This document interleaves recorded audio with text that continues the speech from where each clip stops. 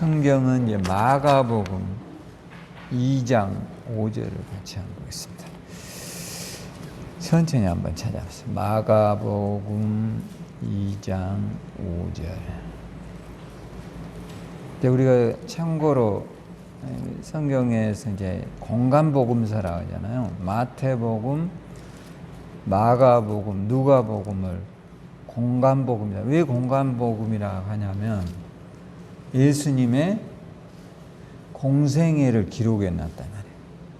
아셨죠? 그 예수님의, 그러니까 여러분들이 성경을 보면 중복되는 게 많잖아요. 지금 오늘 우리가 읽은 마가복음 2장 같은 데는 마태복음 9장에도 나와요, 이게. 네? 이게 신기하죠? 그러니까 이제 왜 그러냐면, 혹시 그런 생각을 한번 가져봤어요, 여러분이? 왜 그럴까? 그런 생각도 가져봐야 돼요, 그리스도인들은. 이게 마태복음 9장에도 나온다고요. 이 중풍병자 이야기가. 근데 이제 이게 저자가 달라요. 마태복음은 마태라는 사람이 쓴 책이고, 마가복음은 누가 썼죠? 마가 요한이라는 사람이 쓴 거예요, 이게. 그러니까 한 사건을 각자 저자가 다르다는 말이에요.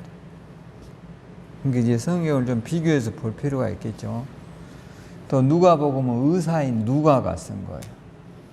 그래서 이런 것들을 여러분들이 보면서 이제 성경을 이해하면 그러니까 마태복음, 마가복음, 누가복음은 예수님 시대에 쓰여진 거예요. 그러니까 우리가 이 부분을 많이 보다 보면 예수님이 누구인가에 대해서 쉽게 더 많이 알 수 있겠죠. 이게 굉장히 중요한 거예요. 자, 그러면서 오늘 2장 5절 같이 한번 읽어볼까요? 시작. 예수께서 그들의 믿음을 보시고 중풍병자에게 이르시되 작은 자야 내 제사함을 받았느니라 하시니. 아멘.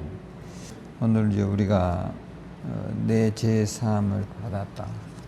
제사함에 대한 이야기를 제가 이렇게 성경을 보면서 여러분들이 지금 지구 온난화 현상이 온다 하잖아요. 이게 지금 확실한 거는 지금 온난화 현상이 올까요, 안 올까요? 여러분 보기에. 우리는 잘 못 느끼지만 오고 있어요. 제가 어제 책을 한 권을 읽어봤는데, 북극에, 우리가 이제 이 위쪽이 뭐죠? 우리 위가 뭐예요?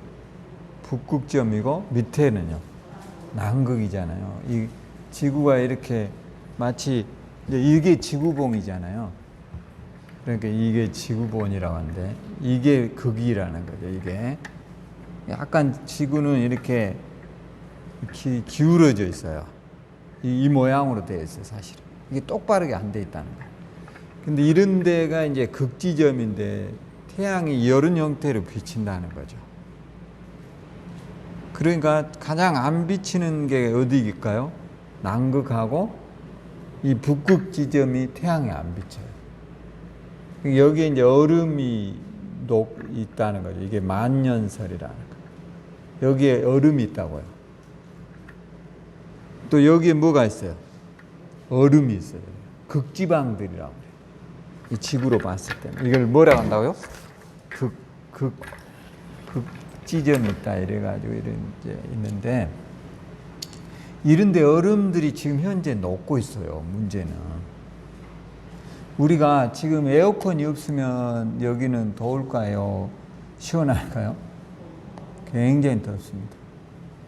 에어컨은 전기를 통해서 얼음이 순간적으로 이렇게 차갑게 만들어서요, 바람을 내뿜겨줘요. 얼음 바람이 들어오는 거예요, 사실은. 그러니까 기온이 떨어지는 거죠. 근데 이 지구에 냉동고 역할을 하는 이 극지점의 얼음들이 지금 뭐 한다고요? 녹아버린다는 거예요.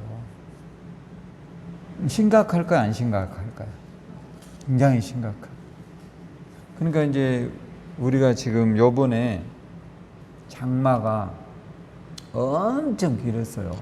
역사상 가장 긴 장마, 오늘사 끝났다 하잖아요. 근데 이런 게 지구 온 이상 현상이 온 거예요. 그것도 우리만 지금 수해를 당한 게 아니에요. 중국도 어마어마한 수재민을 낳았고, 일본은 또 어때요? 일본도 엄청나요. 우리나라도 엄청나고, 지금 동남아시아 지역에 전부 다 비폭탄이 쏟아졌어요. 뭐 필리핀, 태국 이런 뭐 우리나라, 일본, 중국 전부 다요. 피해가 상상 초월해요. 그 원인이 뭐냐면 여기에 극지방에 있는 얼음, 뭐 얼음 녹은다고 뭐 문제야 이렇게 생각할 수 있죠. 근데 이게 얼음의 양이 장난이 아니에요. 이 얼음이 다 녹아버리면 이게 다 녹은 지점이 북극 같은 데는 2030년이래요. 지금 몇 년이에요? 20년이잖아. 몇 년 남았어요? 10년밖에 안 남았어요. 이게 녹아버리면 해수면이 60m가 높아진다. 60m면 여러분 얼마예요? 내 키가 160m면 최소한 4층 높이가 올라가 버려요. 4층, 5층 높이가 돼버려요. 아파트 5층 높이 정도의 해수면이 올라와 버린다. 그 정도의 이 얼음 양이 여기에 있어요. 북극에. 근데 이게 녹는다는 거예요. 뭐 우리가 그렇게 심각하게 안 생각할 수 있어요. 근데 이게 바닷물로 이제 바다로 갈 거 아닙니까? 그럼 바다의 물이 이 얼음이 녹으면서 해수면이 뭐 한다고요? 60m까지 올라간다. 그러니까 우리가 지금 부산 같은데 막 해운대 이런데 막 집 좋다고 비싸다고 그러죠. 이게 다 어떻게 될까요?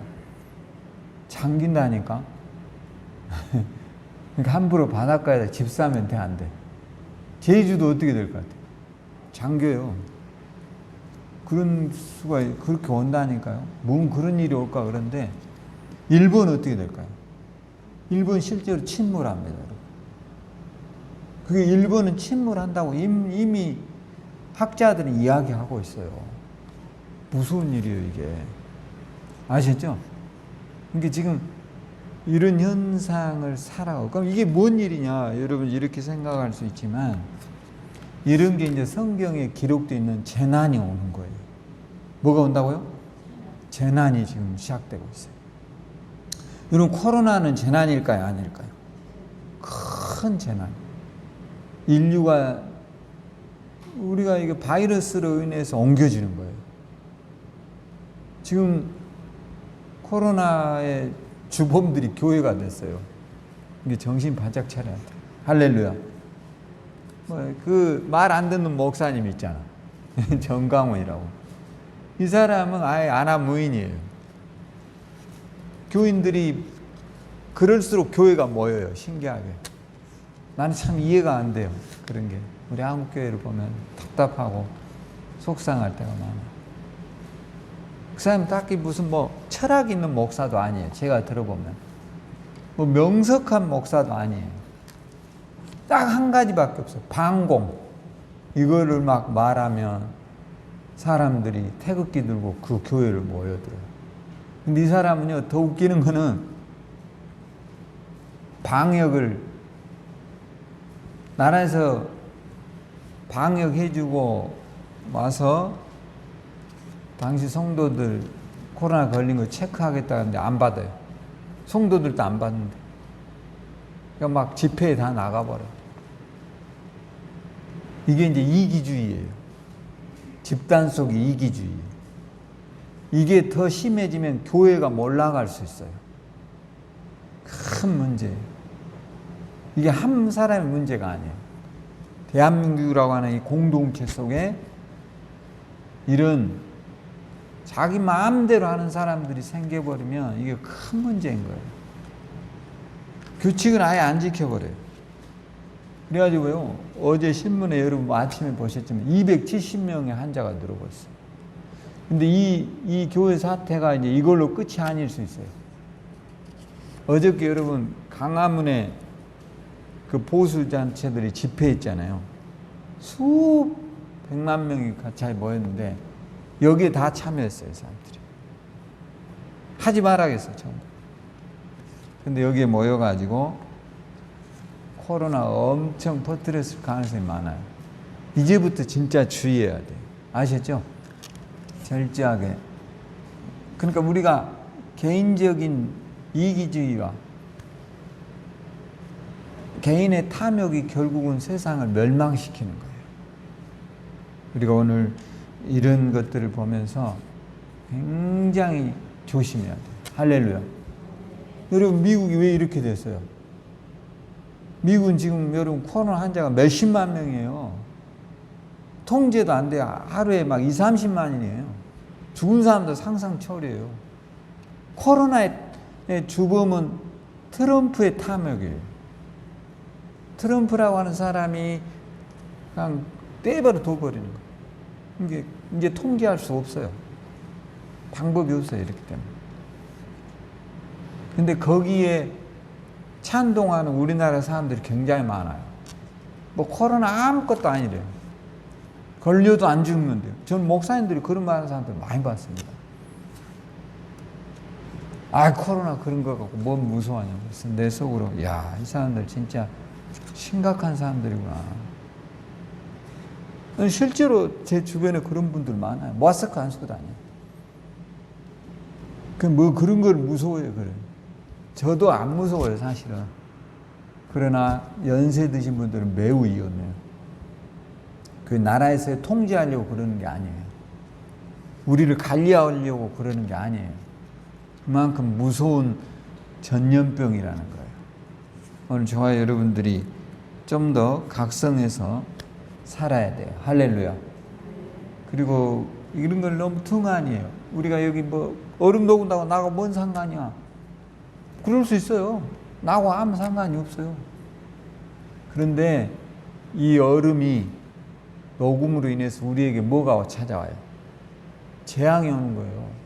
비가 막 어마어마하게 와버려요. 바다에서 이 민물이 내려가면 이게 고온 다습해지면 전부 수증기로 올라가요. 그래가지고 한 군데다 어떻게 해요? 그냥 다 쏟아버려요. 그게 이제 비가 옛날에 같이 조금 오는 게 아니에요.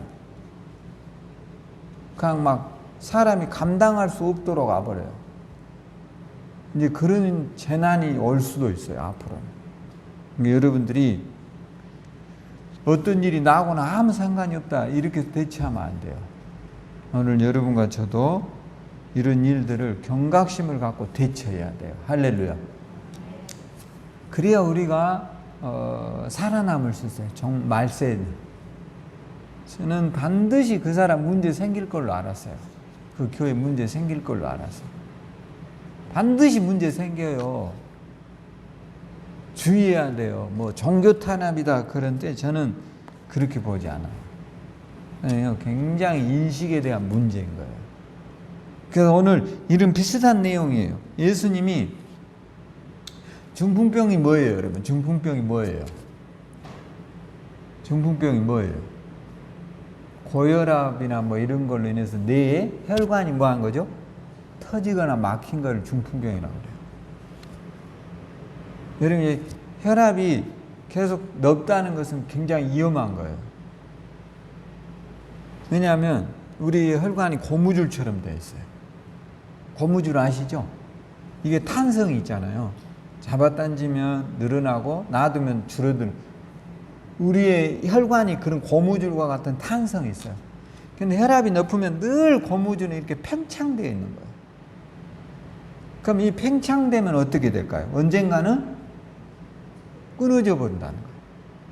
이게 줄어들었다가 운동하면 늘었다가 운동을 안 하면 수축됐다가 이렇게 돼야 되거든요. 우리 혈관이. 여러분이 운동을 하면 혈압이 굉장히 높게 올라가요. 그럼 운동을 안 하면 어떻게 돼요? 잠잘 때는 고무줄이 이렇게 조여들어 있죠. 근데 혈압이 높은 사람은 항상 당겨져 있는 거예요. 그러니까 이게 언젠가는 끊어져 버리는 거죠. 그러니까 안 좋은 거예요, 이게. 그래서 약을 먹는 거거든요. 근데 이 중풍병자가 중풍병자, 사실 이제 이런 거는 중풍병은 대부분 식습관에서 온다라고 보거든요. 현대 의학에서는. 근데 지금으로부터 2000년 전에 예수님에게 자기 친구들이 중풍병자 걸린 친구를 지붕을 뚫어버려요. 이 지붕을 뚫고 끈을 달아서 예수님에게 내려놨어요. 근데 예수님이 그거를 보시고 이렇게 말했으면 문제가 안 돼요. 네 병 낫다.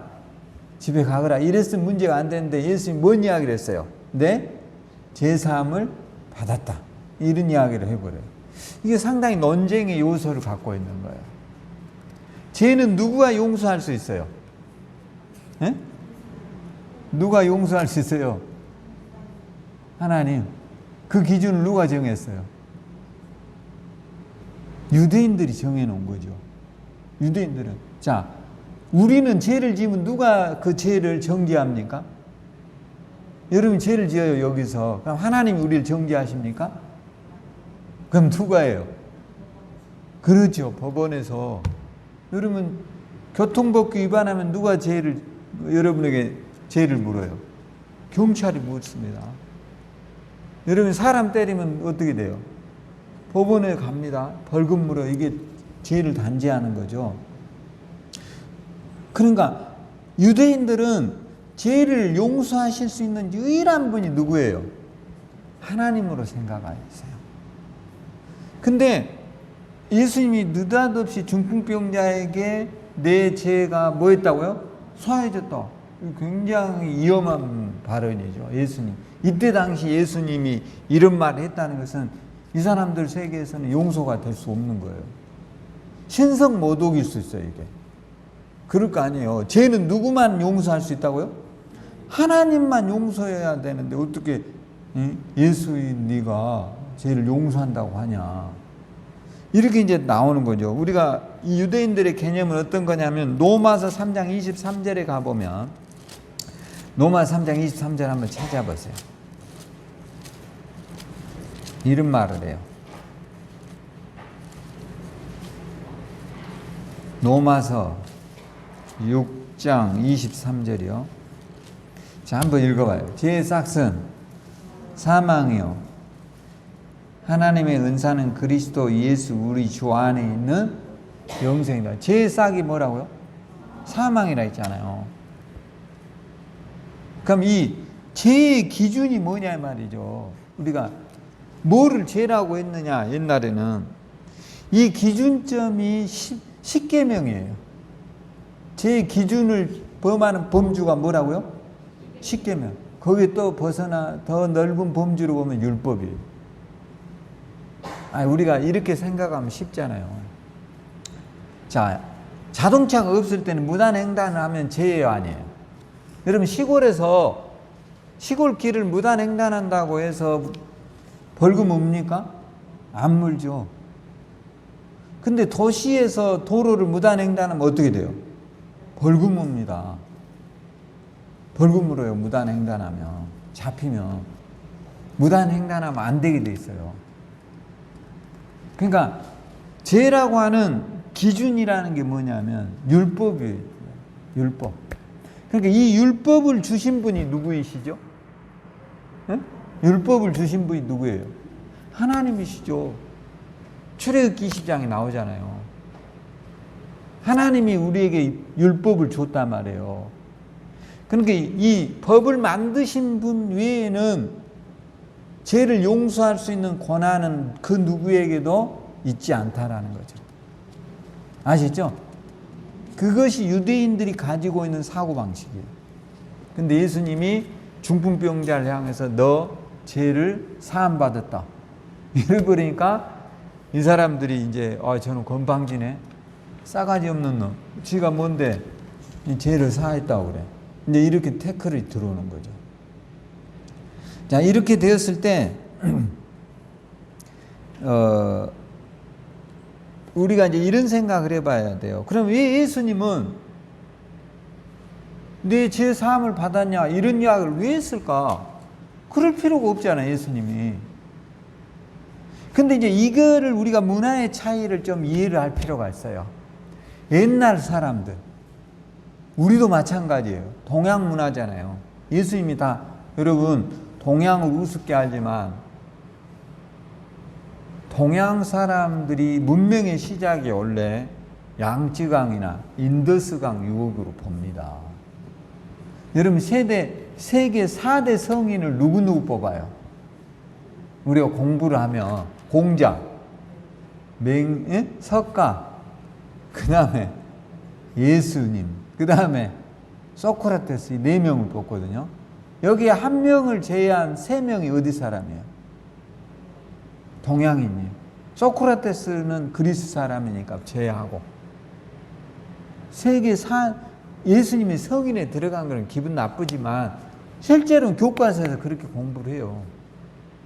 그러니까 4대 성인, 세계에서 가장 위대한 삶을 살아간 4명을 뽑자면 동양인이 몇 명이야? 3명이 나온다니까. 동양 사람들이 지금은 이게 서양 사람들에게 밀려서 이 모양이지만 실제로는 그렇지 않습니다. 동양 사람들이 훨씬 우수했어요. 아셨죠?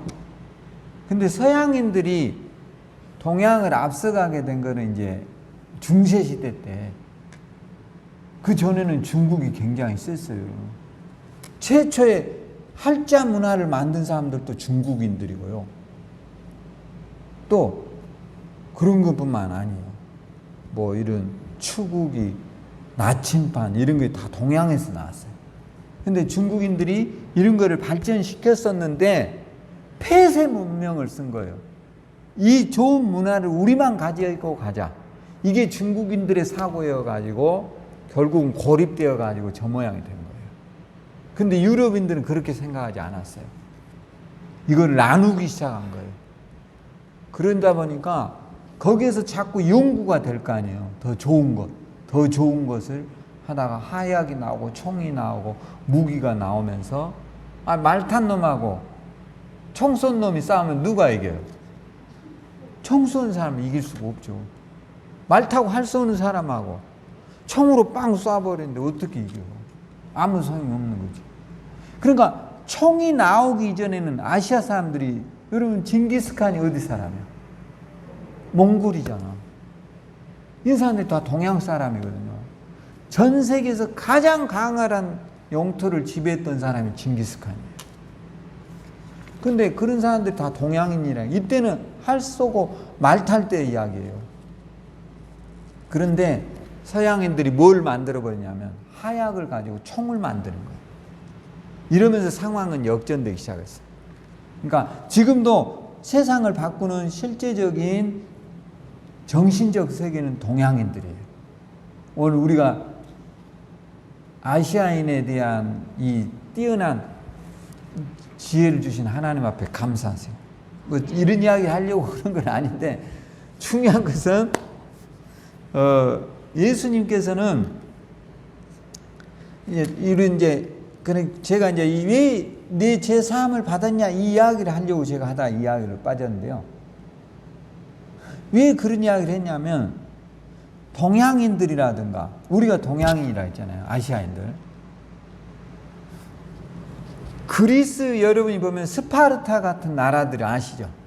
이런 나라들이 과거에는 전부 다 몸이 아프거나 장애를 갖고 태어나는 것을 전부 다 뭘로 여겼을까요? 죄로 여겼다는 사실이에요. 이게 아픈 이야기예요. 이게 사람이 늙으면 병 들어요, 안 들어요? 다 병 들어요, 여러분. 그런데 과거에 어리석게도 사람들은 병을 가지고 태어나거나 몸이 아픈 사람을 전부 다 죄로 인해서 온 것으로 결과를 생각했다는 거예요. 여러분, 우리가 몸에 병이 들었어요. 태어나자. 지금 살다가 병이 들었어요. 그러면 지금도 그런 이야기를 하는 사람 많아요. 장애가 있는 아이를 낳으면 지금도 할머니들 뭐라 그래요? 너희 부모는 뭔 죄를 많이 지었다. 이런 소리 하는 사람 나 많이 들었어요. 이게 어디에서 온 거예요, 여러분? 실제로요, 그리스의 스파르타들은 사람이요, 좀 지능이 떨어지거나 몸이 건강하지 못하면 죽였어요. 죽여버렸다니까. 어려서 다 죽였어.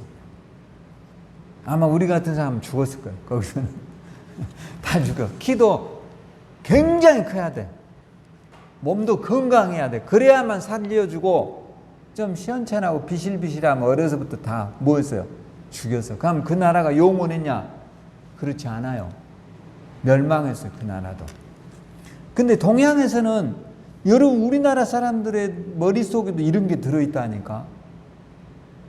아이고, 부모가 얼마나 죄가 많으면 그럴까. 이런 식의 접근을 한다니까요. 자, 그래서 동양에는 왜 그럴까요, 여러분? 우리나라 사람들 왜 이런 문화 속에서 살까요? 에? 왜 이렇게 살아요? 지금도 그런 할머니들 굉장히 많다니까. 교회 다니면서도 그런 사람들이 있다니까. 아니, 장애로 태어난 게 부모의 죄입니까? 이게 놀라운 사실은 불교의 윤회 사상에서 오는 거예요. 어디에서 온다고요? 불교의 윤회 사상이라는 게 있어요.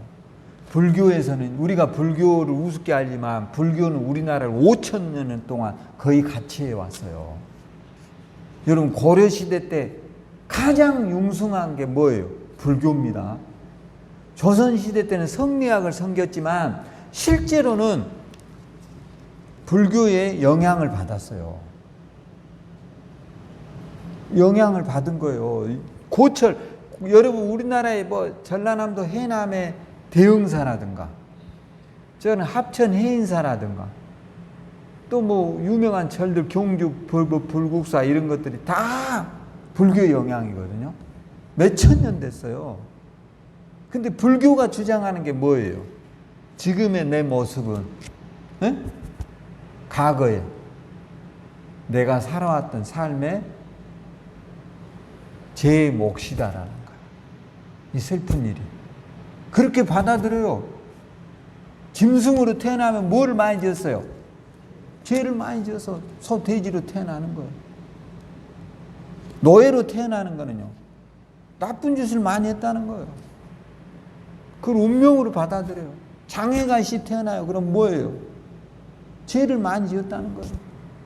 그러니까 너는 그 담당을 해야 된다는 거야. 그게 네 몫이다라는 거예요. 근데 예수님은 어떻게 생각을 하세요? 놀라운 사실은요, 예수님은 절대로 이렇게 생각하지 않았다는 사실이에요. 왜냐하면, 자, 예수님은 이런 병자들을 향해서 어떤 말씀을 하셨느냐? 마태복음 8장 26절에 한번 가봐요. 아니, 요한복음 9장 1절이요. 요한복음 9장 1절. 요한복음 9장 1절. 요한복음 9장 1절 2절. 자, 이런 말을 해요. 제 말이 여러분 맞는가 틀린가 한번 성경을 보면 나와요. 예수께서 길을 가실 때 날 때부터 맹인된 사람을 봤어요. 날 때부터 뭐를 못 봐? 앞을 못 본다는 거예요. 예? 이건 누구의 죄예요? 과거의 간섭으로 보면 조상들의 죄지.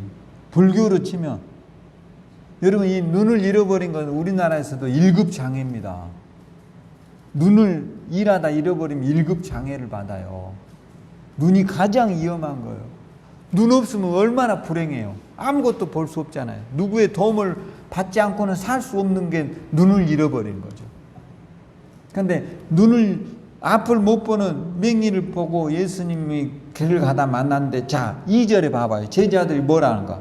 제자들이 물어 이르되, 라삐여, 이 사람이 맹인으로 난 것이 누구의 죄로 인함이니까? 자기입니까? 그의 부모입니까? 이걸 누가 물어봐요? 제자들이 이렇게 물어본다니까? 그들의 몸속에도 뿌리 깊게 뭐가 들어있어요? 어떤 세상 속에 병이 들어있거나 또는 오래 장수하지 못하는 것은 전부 다 누구로부터요? 조상으로부터 물려받은 죄의 업이라고 생각을 하는 거예요. 제자들도 그렇게 생각했다니까. 그때 3절에 봐봐요.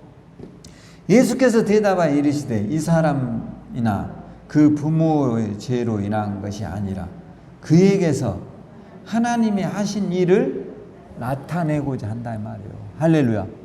우리 기독교인들이 빨리 시야의 전환을 가져야 되는 것은, 시각의 전환을 가져야 되는 게 뭐냐? 절대로 약자로 태어난 게, 또 병들어서 태어난 게, 장애를 갖고 태어난 게 부모의 죄가 아니라는 사실을 우리가 잊지 말아야 돼요. 할렐루야. 그럼 부모의 죄도 아니에요. 누구의 죄도 아니에요. 본인의 죄도 아니에요. 할렐루야. 내가 이렇게 사는 것은 내 죄가 많아서 이래. 이런 소리 하지 말아요. 다 누구를 위해서 태어났다고요? 하나. 사실은 여러분 여기에 피아노의 건반이 총 몇 개예요? 정확하게 모르겠어요. 한 80개 되나요? 70 몇 개인가 돼요. 대략 75개요?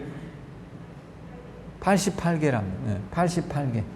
근데 여러분 봐보세요. 이 피아노의 건반이 하나를 치면 듣도 못한 소리도 나와요.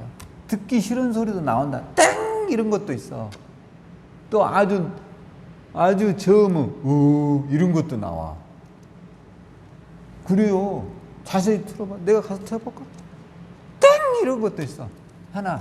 또 어떤 건 어때? 이런 것도 있어. 아주 높은 저음에는. 고음은 듣기 싫어. 근데 이 88개가 모여야만이 뭐를 할 수 있어? 음악이라고 하는 연주가 나오는 거야.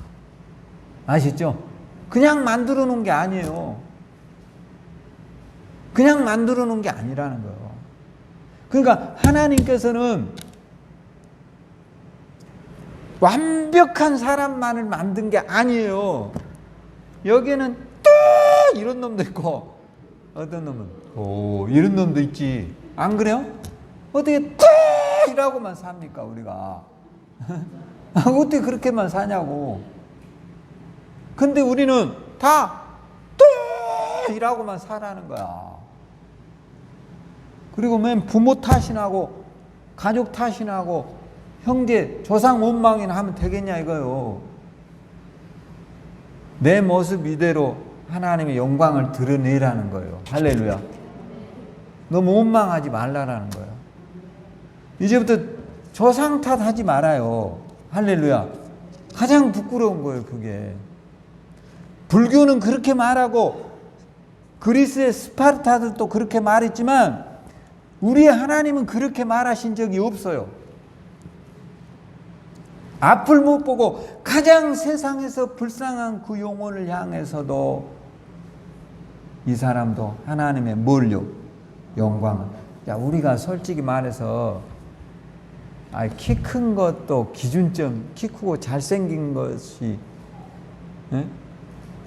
하나의 기준점이 됐지만 또 시대가 바뀌다 보면 우리같이 좀 짤짤망한 사람들의 시대가 올지도 어떻게 알아?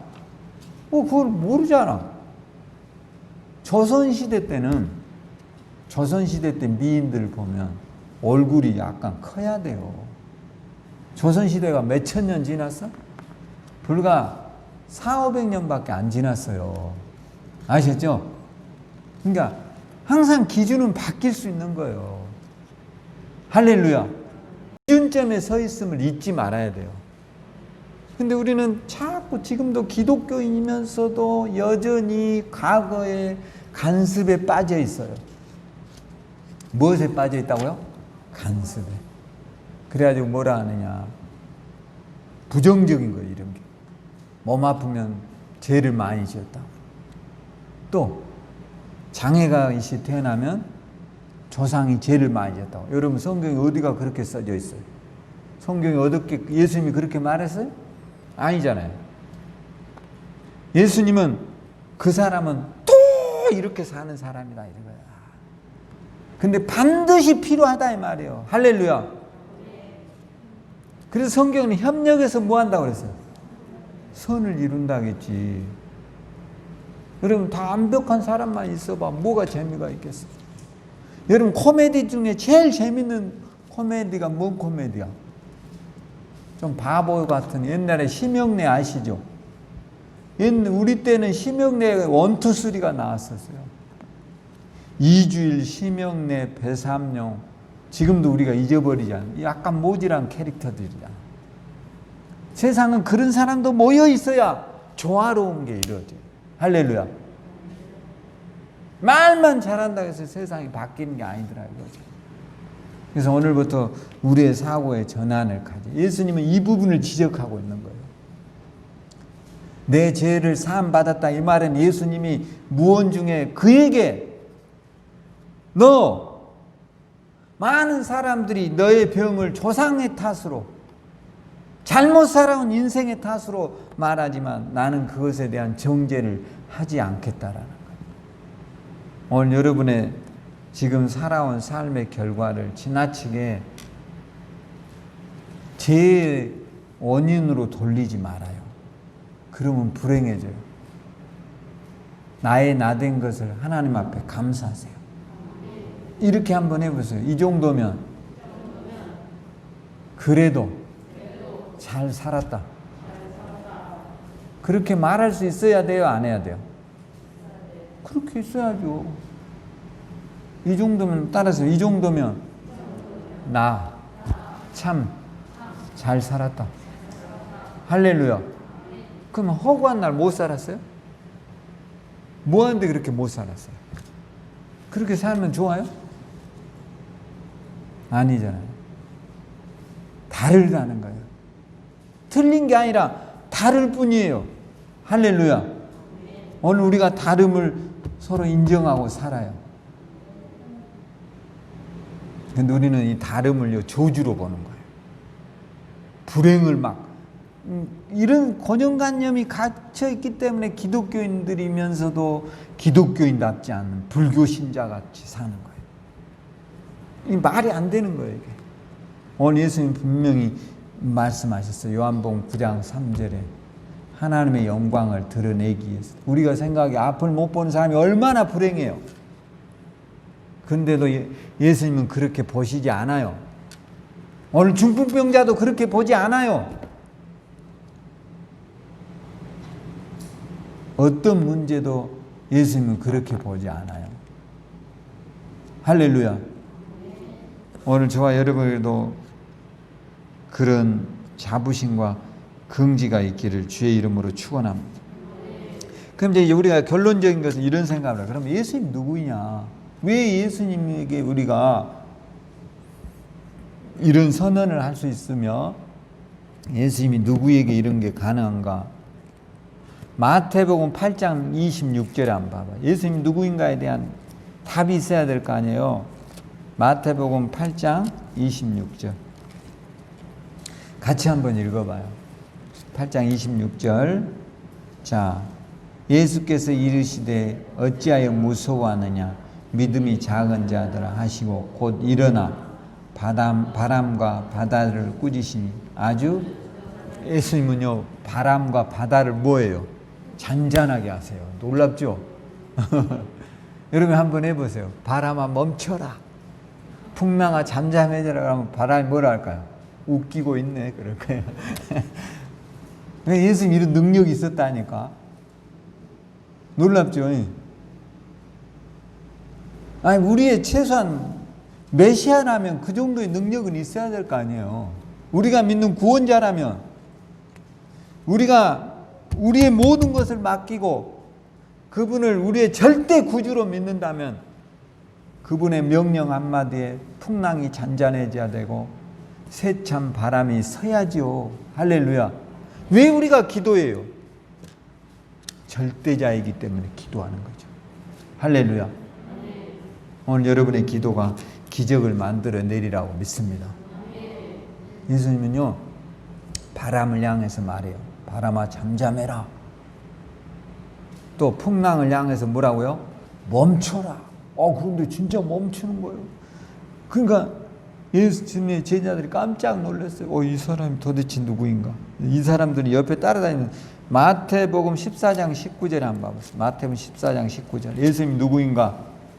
14장 19절. 자, 무리를 명하여 잔디에 앉히시고 떡 5개와 물고기 2마리를 가지사 하늘을 우러러 축사하시고 제자들에게 주시니 제자들이 무리에게 주시니 다 배불리 먹고 남은 조각 12바구니에 차게 걸고 먹는 사람 여자와 어린아이를 위해 5,000명. 몇 명 먹어요? 어떻게 보리떡 5개와 물고기 2마리로 5,000명을 먹여요? 사람이 할 수 있어요? 어떤 사람 이 성경을 애매하게 해석한 인간들이 이렇게 말하더라고요. 조금씩 나누어서 먹어요. 이 나누어서 먹을 일이야? 이 말이 돼? 혼자 먹기도 아까운 만한 양식. 아니 보리떡 5개가 몇 개나 된다고. 물고기 2마리 이걸로 어떻게 나누어서 5,000명 먹어? 뭐 개미 새끼야 우리가? 어떻게 먹어 그거를 인간이? 이게 하나님이 아니고는 불가능한 일이에요. 할렐루야. 사람으로서는 할 수 없어요. 오늘날 이런 기적이 일어났다. 그런 거 믿지 말아요. 이거는 예수님밖에 하실 수 없는 일이에요. 할렐루야. 자꾸 우리가 예수님의 영역에 침범한 것들이 이단들이고 적그리스도예요. 할렐루야. 어떤 사람은 너무 은혜를 받아가지고 안 먹어도 배가 불렀다 그러는데 그런 건 성경적이지 않잖아요. 성경은 반드시 배불리 먹고 배가 터지도록 먹었어. 배가 부르도록. 만족감이 왔어요. 그리고 남은 게 뭐예요? 12강줄이야. 할렐루야. 그러니까 똑바로 이야기를 해야 된대. 그 사람들 너무 은혜를 받아가지고 안 먹어도 배가 불렀다. 그게 어디 나와 있어? 없잖아요. 그런 말은. 이런 거는 전부 다 이상하게 성경을 곡해하는 사람들 이야기. 확실한 거는 그 일이 예수님이 하나님이시라는 증거예요. 오늘 중풍병자에게 내 제사함을 받았느니라 이렇게 선언하신 그분이 누구이세요? 하나님이세요. 육신의 몸을 입고 오신 하나님이시라고요. 할렐루야. 그분을 우리가 주님으로 모시는 거예요. 앞으로 우리에게 찾아올 수많은 재난과 환난에 피할 길을 주실 메시아 예수 그리스도임을 잊지 말아야 돼요. 할렐루야. 그분을 우리가 믿는 거예요. 감사하셔야 돼요. 할렐루야. 마태복음 14장 25절에도 이런 말이 나와요. 25절. 밤사경에 예수께서 바다 위로 걸어서 제자들에게 어디로 걸어와요? 바다 위로. 중력을 무시해버려. 여러분 바다 위를 걸으면 어떻게 돼요? 빠져서 죽어요 우리가. 근데 예수님 물리를 걸어가 버려요. 왜요? 우리가 할 수 없어요. 절대로 되지 않아요. 기도 여러분 어떤 분은 그래요. 나 40일 금식 기도하고 물리를 걸어야지 빠져 죽어요. 절대로 이거는 불가능한 일이에요. 어떤 사람이 이렇게 가지고 자기도 물리로 걸은다고 했다 개망신 당한 사람 많아요. 안 돼요 그거는. 인간은 중력을 거스릴 수 없는 몸을 갖고 있어요. 예수님은 시간과 공간의 지배를 받지 않는다는 확실한 증거를 우리에게 보여주셨어요. 그분이 선언을 하세요. 내 죄가 사함 받았다고. 여러분의 죄는 사함 받았을까요? 안 받았을까요? 받았어요. 할렐루야. 예수 그리스도를 믿음으로 죄 사함을 받고 천국 백성이 됐어요. 우리는 천국 갈까요? 지옥 갈까요? 지옥 갈까요? 천국 가요. 천국 무엇으로 가요? 믿음으로 가요. 믿음으로. 행위로 가지 않습니다. 행위로 간다면 한 명도 갈 수 없어요. 행위로 구원받는다면 예수가 필요 없어요. 예수 필요 없어요. 왜요? 불교같이 도 닦아야죠. 산에 가서. 거기서 아무 나쁜 짓 안 하고 풀만 먹고 살아야죠. 그들은요, 벌레도 보면 죽이면 안 돼요. 자기 부모가 벌레로 태어났으니까. 여러분이 먹으려고 상추를 싸는데 거기에 애벌레가 들어있어도 아이고 어머님 왜 여기에 계세요? 이래야 돼. 큰일 나지 먹으면. 그러니까 안 되는 거지 이게. 그러니까 우리는 행위로 구원받을 수 없어요. 뭘로 구원받아요? 예수 그리스도를 믿음으로 구원받는 거예요. 할렐루야. 이걸 잊어버리면 안 돼요. 여러분이 나이를 먹고 시간이 가면 믿음이 희미해져요. 점점 여러분의 믿음이 연약해져요. 그러나 잊지 마세요. 천국은 예수 이름으로 간다는 사실을. 저는 목사이면서 저도 목사이면서 이상한 짓 하고 사는 사람은 아니지만 제가 주로 목사들하고 놀 거 아닙니까? 내가 일반인하고 놀 것 같아요? 목사들하고 놀지만 목사들이 굉장히 훌륭하냐? 다 덧진 개찐이야. 거기서 거기라고 인간은. 아셨죠? 우리가 다 거룩한치 하고 사는 거지 대통령이라고 굉장하겠어? 다 똑같아. 장관이라고 굉장하겠냐고. 아까 말한 소크라테스라고 대단하겠냐고.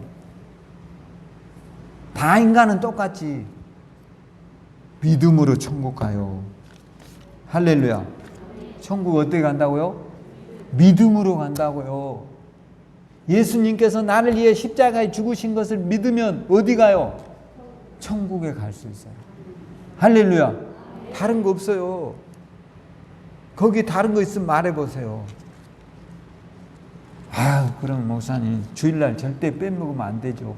어쩔 수 없어요. 코로나 기간에 빼먹어도 천국 가요. 그렇게 말한다고 저한테 이단이라 할 사람 아무도 없어요. 할렐루야. 율법에 로마서 8장에 뭐라 했어요? 누구든지 그리스도 예수 안에 있는 자에게는 결코 정죄함이요. 정죄가 뭐예요? 율법이에요. 이는 그리스도 예수 안에 있는 생명의 성령의 법이 죄와 사망의 법에서 너를 해방했다고 했잖아요. 할렐루야. 여러분 이제 그리스도 안에서 자유와 기쁨을 만끽하셔야 돼요. 우리의 죄 사함 받았어요? 안 받았어요? 받았죠. 여러분은 기억할지 몰라도 하나님은 기억해요? 안 해요? 기억 안 하세요. 여러분의 내 죄가 주홍같이 거물지라도 하나님이 양털같이 뭐 한다고요? 알기는 잘 알면서 왜 이래? 우리의 죄가 주홍같이 붉은 죄로 가득 차도 하나님의 보혈의 피는 우리를 뭘처럼요? 흰 눈처럼 깨끗하게 하신다. 할렐루야. 여러분 죄 있을까요? 없을까요? 죄 있을까요? 없을까요? 없습니다. 할렐루야. 이미 예수님이 사하셨습니다. 그렇지 못하면 천국 못 갑니다. 아직도 내 죄가 사해지지 않았다고 믿는다면 그는 천국 못 갑니다. 왜? 예수의 피가 안전하지 않다는 것을 믿기 때문에. 그럼 왜 목사님은 예수 믿으면서 그렇게 살아요? 그럼 당신은 왜 그렇게 삽니까? 우리는 행위로 우러질 수 없다고요. 다 똑같아요. 할렐루야. 매일 주님 앞에 나와 회개하고 매일 십자가 바라보면서 나를 쳐서 복종하고 서야 돼요. 할렐루야. 다른 거 없어요. 오늘도 여러분이 예수 안에 있으면 결코 뭐가 없다고요? 정죄함이 없습니다. 할렐루야. 이 믿음 가지고 승리하기를 주의 이름으로 축원합니다. 기도하겠습니다. 하나님 은혜를 감사합니다. 우리의 죄를 사함 받았습니다. 내가 죄에서 깨끗함을 받으라고 하신 우리 주님, 그 어떤 것으로도 우리가 정죄받지 않게 하시고 그 어떤 것으로도 우리가 죄의 싹인 사망의 권세 앞에 무릎 꿇지 않게 하여 주옵소서. 마귀 사단이 끊임없이 우리에게 죄를 가지고 조롱하고 비방하지 마. 그리스도 예수 안에 있으면 결코 정죄함이 없음을 깨닫게 하옵소서. 예수님 이름으로 기도합니다. 지금은 우리 주 예수 그리스도의 크신 은혜와 하나님의 극진하신 사랑하심과 성령의 내주 충만한 역사가 오늘 제사함을 받고 하나님 기뻐하고 감사하고 천국 백성이 되어 있는 우리를 보면서 소망을 잃지 않을 주의 백성들에게 주의 지켜주심과 인도하심이 함께하기를 간절히 축원하옵나이다. 아멘. 할렐루야.